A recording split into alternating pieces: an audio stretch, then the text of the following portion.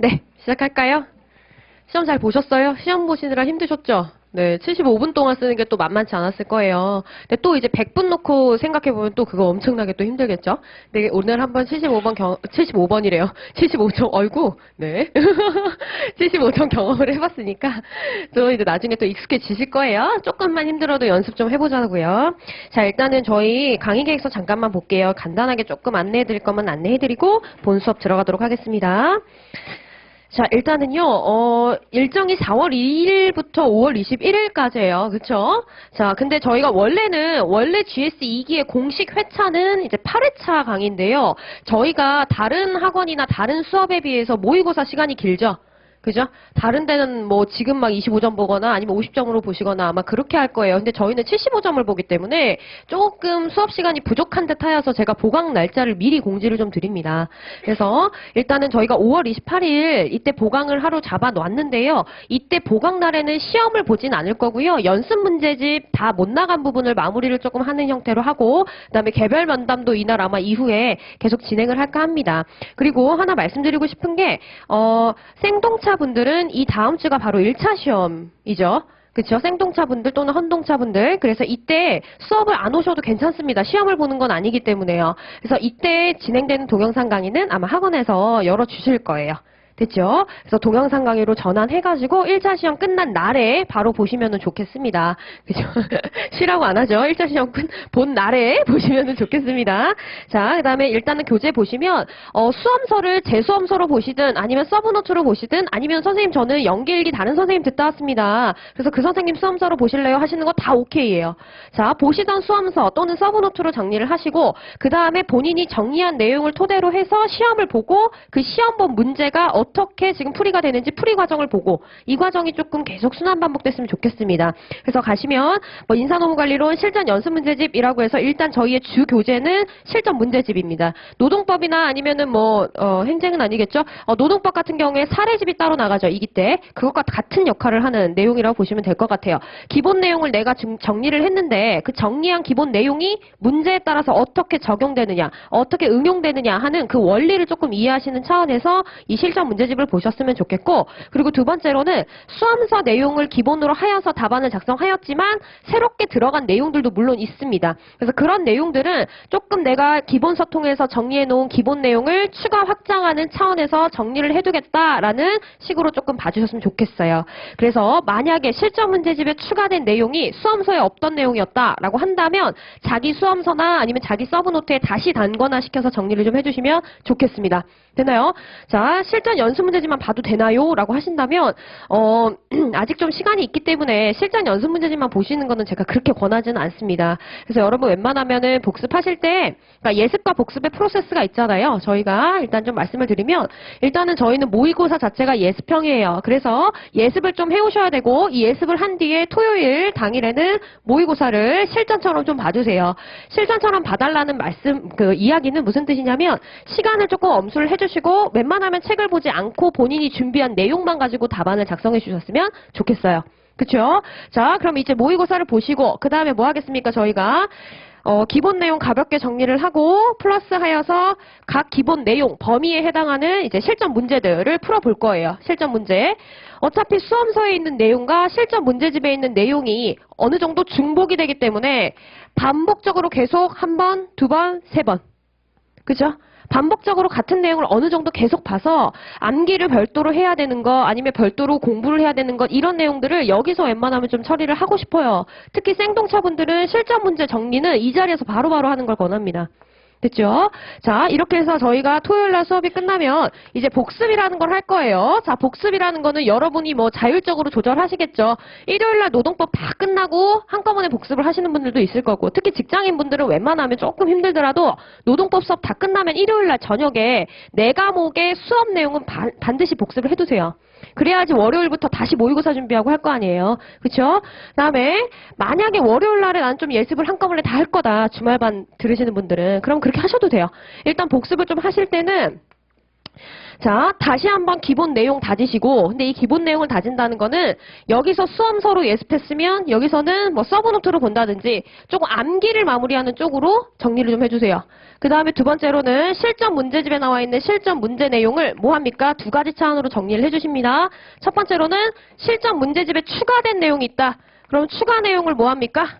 본인의 서브나 아니면 수험서에 단권화할 것. 이게 첫 번째고, 두 번째로는 실전 문제집 자체를 외우는 것보다는 실전 문제집에 문제 분석하고 그 다음에 플러스해서 뭐 합니까? 목차와 키워드 정리만 해주세요. 그쵸? 그래서 이쪽에서는 내가 정리한 내용이 요 내용이지만 이게 문제로 나왔을 때는 뭐 별표로 바뀔 수도 있는 건데 어떤 식으로 별표로 바뀌는가, 이 전환 과정을 조금 체크를 많이 해주셨으면 좋겠어요. 됐죠? 자, 요 정도만 조금 해주시면은 예습복습은 좀 문제없이 가지 않을까라는 생각이 좀 듭니다. 자, 그리고 실전 문제집 관련해서 말씀을 드리면, 실전 문제집을 한 번에 제본으로 다 드리면, 모의고사의 등수나 점수의 노예가 되어서, 그죠? 노예가 되어서 기본 내용 정리를 안 하고 예습할 때, 기본 내용 정리를 하지 않고 연습 문제집만 보고 들어옵니다. 그죠? 그게 무슨 의미가 있겠습니까? 연습 문제집에서 문제가 똑같이 나오면 저는 내년에 우주 최강 강사가 됩니다. 그죠? 우주 최강 강사가 되지만 아실지 모르겠지만 다 갖고 들어갑니다. 그죠? 그러니까 기본적으로 이렇게 제본이 나가거나 아니면 이런 자료를 가지고 가진 않으시지만, 그래서 제가 출판을 안 해요. 이걸 가지고 들어가진 않으시지만 기본적으로 신림동에 있는 수험서 정도는 가지고 들어가십니다. 됐어요? 그러면 문제를 100% 똑같이 낼 리는 없다는 말이에요. 그쵸? 그러니까 웬만하면은 이 모의고사 문제집, 이 모의고사의 등수와 점수의 노예가 되어서 갑자기 막 연습 문제집을 막 미친 듯이 막 보게 되는 그런 현상이 발생할 것을 대비해서 일단 저희는 진도별로 제가 나갑니다. 복습형으로. 그죠? 그래서 아마 1층에서 받으신 분들도 있고 아직 못 받으신 분들도 있을 건데 30 파일을 제가 여러분한테 다 사드렸습니다. 됐어요? 30 바인더가 지금 여러분 하나씩 가져가시면 돼요. 제가 사놨어요. 대량 주문해놨어요. 그래서 하나씩 가져가시면 되고, 30 바인더 잠깐만 볼까요? 인사는 회색이고요. 경조는 빨간색입니다. 30 바인더 이렇게 있어요. 그래서 다음 주부터는 자료에, 실전 문제집 자료에 30 구멍 뚫어서 나갑니다. 오늘은 제가 못 뚫었어요. 늦게 줘가지고 파일을. 됐어요? 오늘은 못 뚫었는데 다음 주부터는 여기 구멍 아예 뚫려서 나가니까 끼세요. 그래서 제가 제본집으로 안 주는 대신 바인더 다 사드린 거예요. 아셨죠? 놀랐죠? 이거 사준 거라니? 그래서, 이거 나에게 준 선물이었어? 약간 놀랐죠? 지금 약간 놀란 분위기인데? 자, 괜찮아요. 제가 이게 제본으로 주는 게 편한데, 한꺼번에 주면 편한데, 이렇게 불편함을 준 게 죄송해가지고 제가 30 바인더 다 사드린 거니까, 끼기 바랍니다. 됐나요? 오늘 구멍은 어디서 뚜나요? 이건 묻지 않겠죠, 저에게? 그거는 조금 자체적으로 좀 부탁드릴게요. 오늘의 구멍은, 그쵸? 네, 다음 주부터는 다 뚫어서 드릴 테니까 그냥 바로바로 껴서 하나의 책이 됩니다, 그러면. 그렇게 해서 좀 보셨으면 좋겠어요. 자, 끝입니다. 다음에 두 번째로는 저희가 한 페이지 넘어가시면 뭐가 있냐면 첨삭과 관련된 내용이 나와 있어요. 1기 평일반 들으신 분들은 첨삭지가 어떻게 나오는지 아실 겁니다. 일단은 제가 주말반 같은 경우에는 제가 합니다. 채점. 평일반은 제가 못합니다. 그렇죠? 주말반은 제가 할 건데 좀 많긴 많아요. 평일반보다. 많긴 많아서 조금 부담은 되긴 하지만 일단은 제가 좀 할 거고, 이 첨삭지에 맞춰서 조금 나갈 거예요. 근데 1기 평일반 때 저와 저의 채점을 도와주셨던 그 합격자분이 반반 논아서 했었잖아요. 평일반 거는. 그때 합격자분이 해준 거에 대해서 조금 만족을 못 하신 분들이 있을 거예요. 왜냐하면 시원하지가 않으니까. 장점이나 아니면 총평 같은 게 왠지 좀 되게 형식적이고 일률적으로 그냥 카피앤페스트 한 것 같다. 이런 느낌이 분명히 있었을 거거든요. 그래서 그런 거를 조금 제가 최대한 방지를 해드리고 개별적으로 조금 최대한 성의 있게 좀 총평과 장단점, 개선점 좀 짚어드리도록 하겠습니다. 아마도 첨삭지 받아보신 분은 알겠지만 서론이나 본론, 결론에 반드시 들어가야 되는 필수적인 내용은 거의 공통 코멘트 다 나갈 거예요. 다 나가고 개별적으로 못 짚은 부분이나 아니면 잘못 쓴 부분은 거기에 제가 개별 코멘트 함께 드립니다. 그리고 여러분은 조금 더 중점적으로 보실 부분이 어디라고 말씀드렸죠? 개선점입니다. 그쵸? 이 개선점은 반드시 체크하셔서 그 다음 회차 시험에서는 절대 이 실수를 안 해야겠다라는 것만 조금 잡아주세요. 아셨죠? 그렇게 해서 하나씩 답안지 쓰는 방법 아니면 하나씩 뭐 개선해야 되는 방법이 축적되면 축적될수록 어느 정도 완성된 답안 작성 스킬이라는 게 생기지 않을까 하는 생각이 있어요. 그래서 개선점은 조금 웬만하면은 잘 반영을 해주셔서 봐주셨으면 좋겠습니다. 됐나요? 일단 개별적으로 참삭지 이렇게 나가고요. 그다음 최고 답안과 관련해가지고도 이제 매주 별도 자료로 드리기로 했어요. 최고 답안 한 부 그냥 카피해서 드리는 거에 대해서 최고 답안에 이제 묘미를 아신 분들이 꽤 많으신 것 같아요. 최고 답안의 묘미를 아셔가지고, 아, 이거 최고 답안을 되게 많이 보고 싶다라고 하시는 분들이 있더라고요. 그죠? 그래서 막 서론, 본론, 결론별로 제일 잘 쓴 거를 뭐 달라고 하시는 분도 있고요. 그 마음을 알겠어요. 알겠어서 최대한 한번 그런 식으로 해보긴 할게요. 근데 전반적으로 잘 쓴 답안지가 있다면 최고 답안이 아마 한 부만 나갈 거지만 만약에 부분적으로 잘 쓴 답안지는 이때 전부를 잘 쓴 게 없다라고 한다면 부분 이렇게 해서 제가 스캔을 해서 뭐 따로 이렇게 붙여서라도 드리든지 뭐 그렇게 하도록 할게요. 아셨죠? 그 다음에 뭐 전체 총평하고 그 다음에 하나 지금 우리 실전 문제집에 없는 게 뭐냐면 서론을 표준화라고 했죠, 제가. 서론을 표준화라고 했습니다. 근데 그 서론 표준화를 하신 분도 있지만 못하겠다고 하시는 분들이 있어서 제가 해드린다고 했어요. 그죠? 근데 그게 정답은 아니니까 그냥 가이드라인 정도로만 보시라고 했죠. 그래서 각 챕터별로 문제 풀고 그 다음에 총평 나갈 때 최고 답안뿐만이 아니라 그 서론 정리를 하나씩 조금 해드려서 나가도록 할게요. 그러니까 본인이 만든 서론과 비교해가지고 다시 한번 마무리 정리하시는 그런 형태로 조금 챙겨가셨으면 좋겠습니다. 됐나요? 자, 이렇게 해서 끝났고요. 자, 오늘은 일단 저희가 인사노무관리 기초부터 해가지고 직무관리까지가 시험 범위였습니다. 예습형으로 모의고사를 봤기 때문에 어떻게 좀 잘 보셨는지 모르겠습니다. 자, 일단은 서브노트 있으시면 서브노트 펴서 보시면서 조금 전반적인 설명 들으시고 서브노트 없어요 하시면 수험서 착착착 넘기면서 좀 보셔도 좋고요. 됐죠? 일단 전체 그림 한번 그리고 그 다음에 기출문제와 연습문제 확인한 뒤에 그 다음에 본격적인 강평으로 들어가서 보도록 하겠습니다. 자, 일단은 인사관리 관련해서요.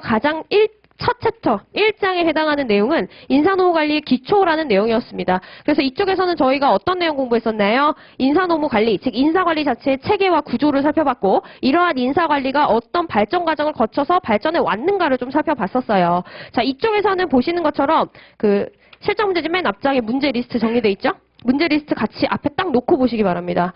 서브노트 오른쪽에 뭐 연습 문제집 이 리스트 왼쪽에 이렇게 딱 놓고 그 다음에 하나하나 좀 비교하면서 좀 감을 가셨으면 좋겠습니다.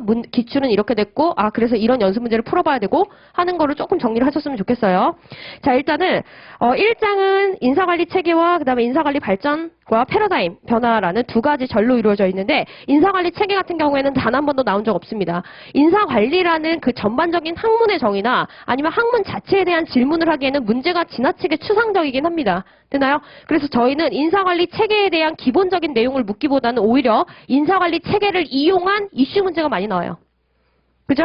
그래서 학계보유방이라는 그 기능적 활동별로 검토하여라 라는 그런 이슈 문제는 여기 나와 있는 인사관리 체계라는 것을 기본 토대로 둔 뒤에 이것의 응용을 요구하는 겁니다. 그래서 이쪽은 조금 웬만하면 정리를 조금 한 번 정도는 해놨으면 좋겠어요. 자, 이슈 문제 들어가서 만들어 드릴 거긴 하지만 이제부터 슬슬 작업해야 됩니다. 무슨 작업하라고 했습니까? 학계보유방 문제 나올 거 대비해서 뭐 하라 그랬죠? 하나 만들어 놓으라 그랬죠? 그죠? 뭐 만들어 놓으라 했습니까? 학계보유방 있으면 이렇게 쭉 화계 평가까지 해서 보유방이라고 각 기능적 활동 해놓은 뒤에 뭐 하라 그랬어요? 학계보유방 검토하시오라는 문제가 나왔을 경우에 내가 어떠한 기법들 검토할 것인지 미리 사전에 구체적 기법들 하나 표로 정리해 놓으라 그랬어요. 그냥 머릿속에 넣어놓고 문제 나오면 그 해당 이슈를 이 구조 안에 한 바퀴 쫙 돌려보라 그랬죠.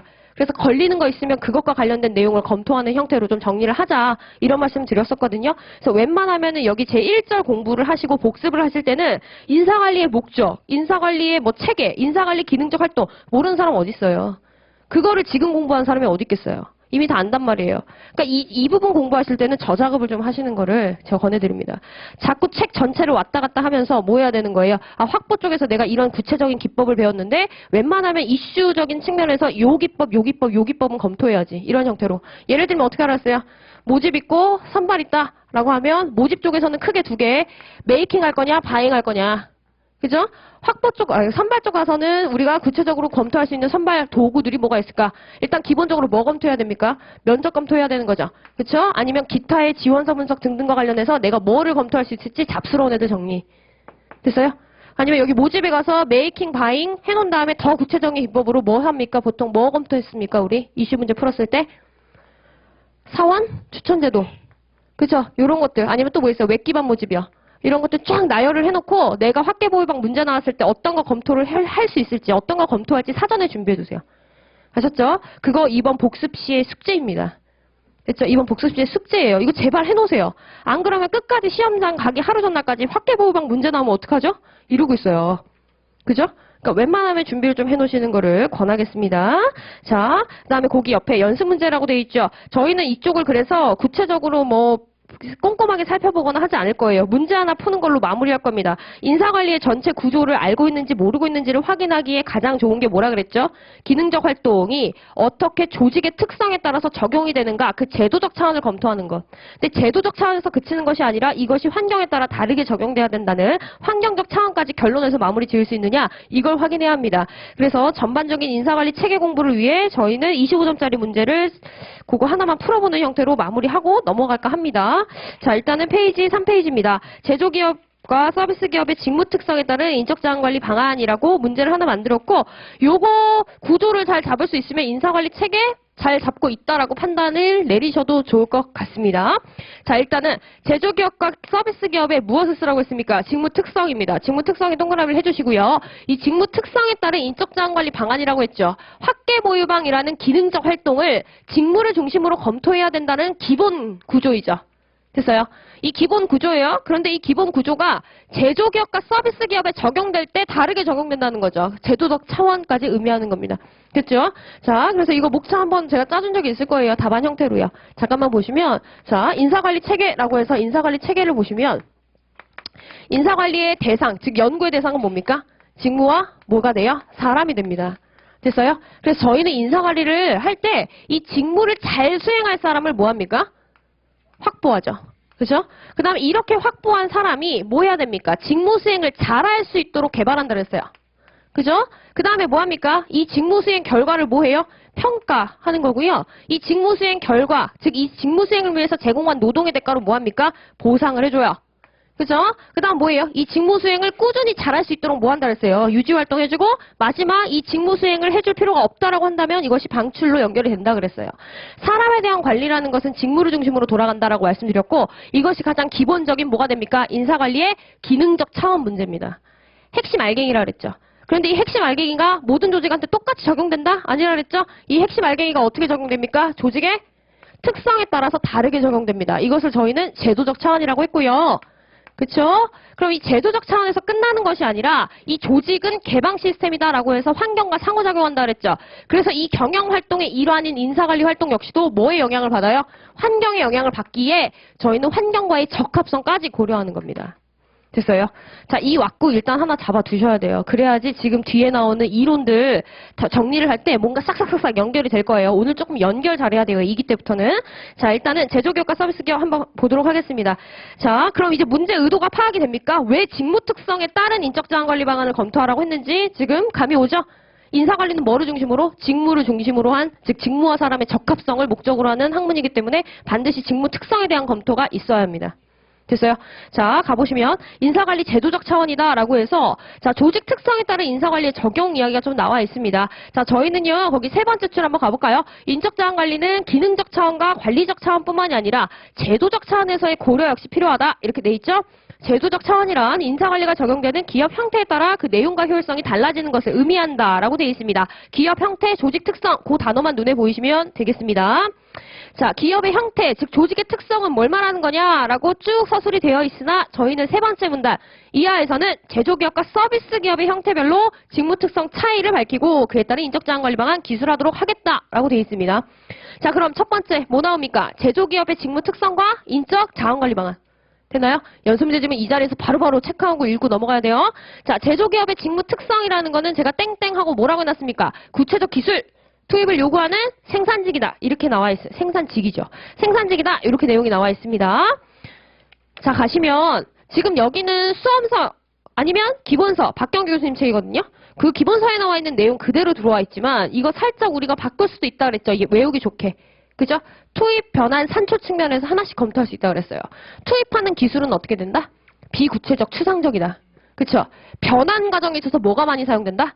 기계가 많이 사용된다. 그죠? 이렇게 제조 기업이 만들어낸, 즉 제조 기술을 사용해서 만들어낸 산출물은 구체적이다. 유형성, 이런 얘기를 했어요. 됐나요? 이렇게 정리하셔도 됩니다. 크게 문제 안 됩니다. 자, 세 가지 특성이 있다라고 정리를 했어요. 그러므로 확보관리 한번 가볼까요? 확보관리 가시면, 자, 여기는 첫 번째 줄 끝에 보세요. 직무수행 자격요건은 비교적 구체적으로 인식 가능하다. 이유는 구체적 기술을 요구하니까요. 그죠? 게다가 어디로 가시냐면요.